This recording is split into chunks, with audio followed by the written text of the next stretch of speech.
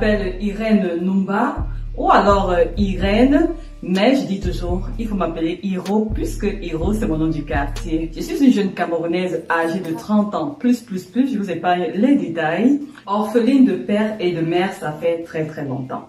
Aînée d'une famille de 3 enfants dont j'ai une petite sœur et un petit frère.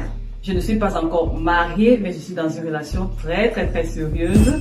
Je suis une youtubeuse couture et je propose des tutoriels de couture ou alors des DIY en anglais qui signifie do it yourself ou alors fais-le toi-même. Donc ce sont des tutoriels que je propose sur ma chaîne avec du tissu wax spécialement. Avec du tissu wax tout simplement parce que j'aime le tissu wax et aussi pour promouvoir le tissu wax pour des personnes qui ne le connaissent pas et donc je montre aux personnes comment réaliser leurs propres vêtements à partir du confort de leur maison avec toute la simplicité du monde parce que je crois que chacun a le droit au moins de pouvoir créer quelque chose à travers ses mains. Ça fait exactement 2 ans que je me suis lancée sur YouTube. En fait, cela avait commencé lorsque j'habitais chez ma tata, la petite sœur à mon papa, et elle est infirmière et entre-temps, elle fait de la couture, elle a fait de la couture, donc elle cousait souvent tout le temps et c'est bizarre parce que à chaque fois, je lui demandais, tata, est-ce que tu peux me coudre ceci, est-ce que tu peux me coudre cela? Je pense que tout le monde le fait. Lorsqu'on a une couturière à côté de chez nous, on va toujours demander des services quoi. Et tata n'avait toujours pas de temps parce qu'il fallait qu'elle travaille. Son boulot d'infirmière prenait beaucoup de temps. Et après bon, j'avais pas trop de choix parce que je voulais mes créations avec du wax. Et voilà, je me suis lancée, je me suis dit bon, on est mieux servi que par soi-même. Et je me suis servie, je me suis lancée. Ma couture, je l'ai apprise toute seule à travers YouTube et en faisant appel à mon intelligence personnelle. Jusqu'à présent, j'apprends toujours toute seule. Je n'ai jamais mis mes pieds dans une école de mode, je n'ai jamais suivi des cours spécialisés de couture ou quoi que ce soit. Rien de tout ça. Je suis une autodidacte XXL. Voilà.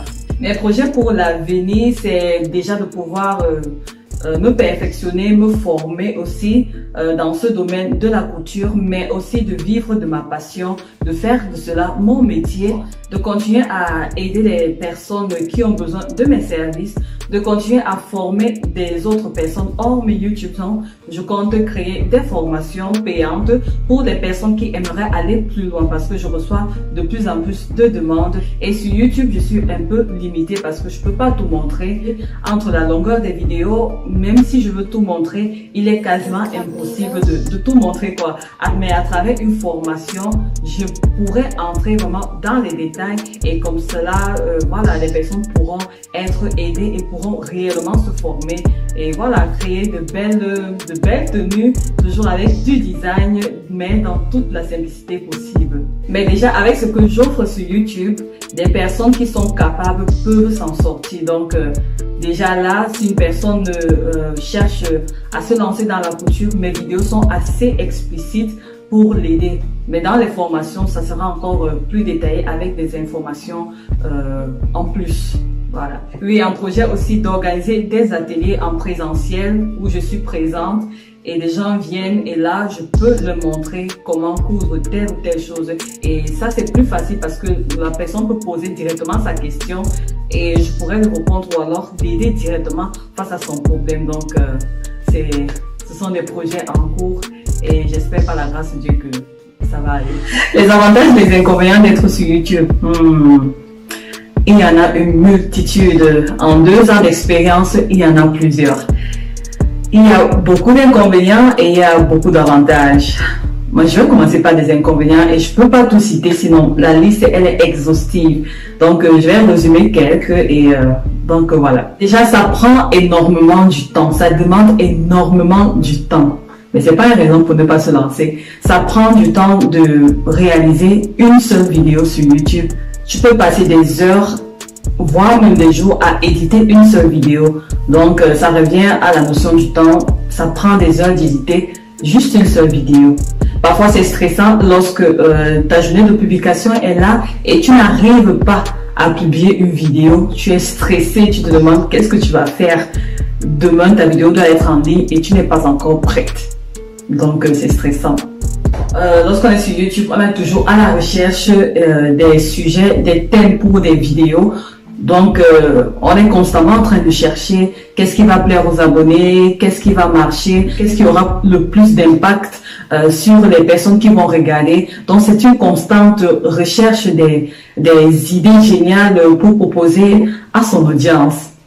Et ça, c'est pas facile. Les avantages sont tels que, étant chez toi à la maison, sans bouger, tu arrives à impacter des centaines de milliers de personnes dans le monde entier. Et ça, c'est génial. Tu deviens une source d'inspiration pour plusieurs personnes. Ça, c'est top.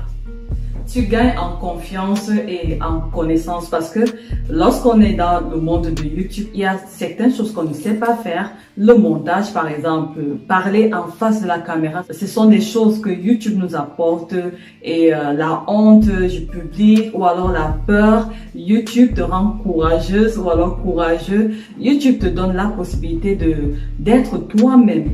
Voilà, YouTube te donne la possibilité de t'exprimer et de faire profiter ton talent aux autres. Et il y en a plusieurs, mais bon, je vais m'arrêter là.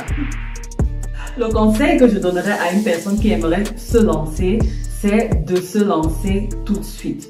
Et hormis ça, de se lancer avec une intention précise, de se lancer avec un objectif précis. Parce que même sur YouTube, je pense qu'on doit se lancer avec un objectif. Parce que c'est très important, c'est ça qui va déterminer ta durée sur YouTube. C'est ça qui va déterminer les résultats que tu apporteras sur YouTube. Mais te lancer avec un objectif bien détaillé. Si c'est pas bien détaillé, c'est pas grave, mais lance-toi déjà avec ce que tu as à la maison, avec ce que tu sais faire. Tu vas regarder autour de toi ce que tu as, le talent que tu as, ce que tu aimes naturellement partager avec des personnes autour de toi. C'est ça que tu viens nous montrer, c'est tout.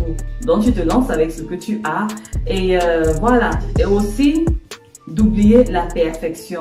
La perfection n'existe pas, donc oublie la perfection. Lance-toi avec le petit matériel que tu as. Moi, j'ai débuté sur YouTube avec un téléphone et un trépied que j'avais acheté dans un magasin seconde main à 10 €. J'ai toujours mon téléphone. Les vidéos que je fais sur ma chaîne YouTube, je le fais juste avec mon téléphone. Je fais tout quasiment avec mon téléphone. Donc, juste avec un téléphone, c'est possible de se lancer voilà, sur YouTube. Et sache qu'il y a toujours de la place pour tout le monde. C'est même encore vide. Voilà, donc tu peux te lancer dès maintenant. Il y a de la place. Un autre conseil, c'est de se lancer et de partager ce qu'on sait faire avec beaucoup d'amour, beaucoup de passion. Ce sont des choses qui feront en sorte que même lorsque ça devient difficile, parce que crois-moi, ça deviendra toujours difficile sur YouTube, la passion et l'amour de ce qu'on fait nous permettra de tenir sur le long terme. De rester soi-même et de faire ressortir de plus en plus sa personnalité à son public, parce que c'est ta personnalité qui va attirer les bonnes personnes à toi. Ceux qui seront attirés par ta personnalité, bien sûr. Ceux qui ne seront pas attirés par ta personnalité, ils ne viendront pas à toi. Donc, de faire vraiment ressortir ta personnalité, ne pas passer pour une personne qu'on n'aime pas, d'être juste toi. C'est tout. C'est la clé.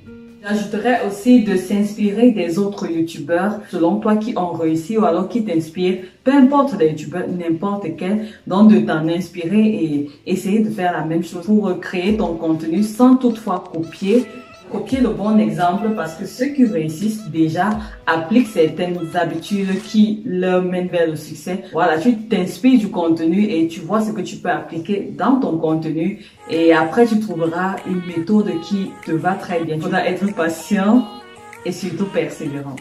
On peut me retrouver sur Facebook, Instagram, Pinterest et sur YouTube sous le nom de Pretty Hero tout simplement. N'hésitez pas à me faire un tour sur ma chaîne et voilà. Et comme ça, vous allez découvrir ce que je fais. Ok. Au revoir.